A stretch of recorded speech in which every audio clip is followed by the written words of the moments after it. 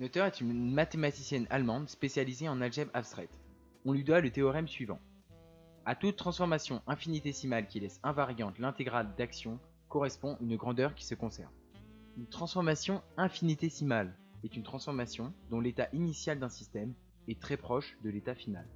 Mais qu'est-ce qu'une intégrale d'action? On arrive à la partie la plus compliquée du théorème mathématiquement parlant. L'action, c'est une grandeur physique qui est égale à l'intégrale de L par rapport au temps. L, c'est le Lagrangien qui s'exprime sous la forme L est égal à EC moins EP. Ainsi, l'action traduit l'état d'un système et son évolution. Ainsi, dire qu'une transformation laisse inchangée l'intégrale d'action revient à dire que cette transformation ne change pas l'état du système. C'est donc une symétrie. Mais qu'est-ce qu'une symétrie et quelle symétrie entre en jeu dans le théorème de Noether? Au sens physique, la symétrie est un mouvement, une transformation, mais pas n'importe laquelle.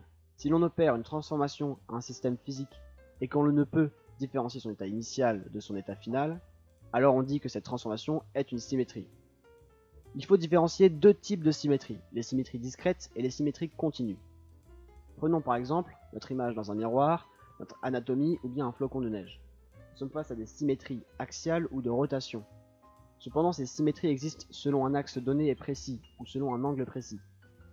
Si l'on choisit un angle différent, la symétrie de rotation du flocon de neige disparaît par exemple.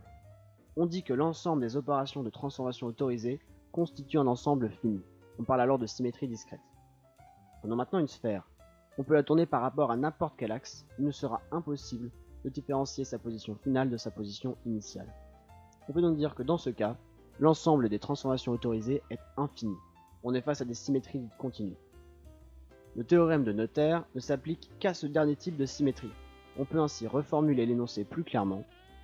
Si un système a des propriétés de symétrie continue, alors il lui correspond une grandeur qui est conservée.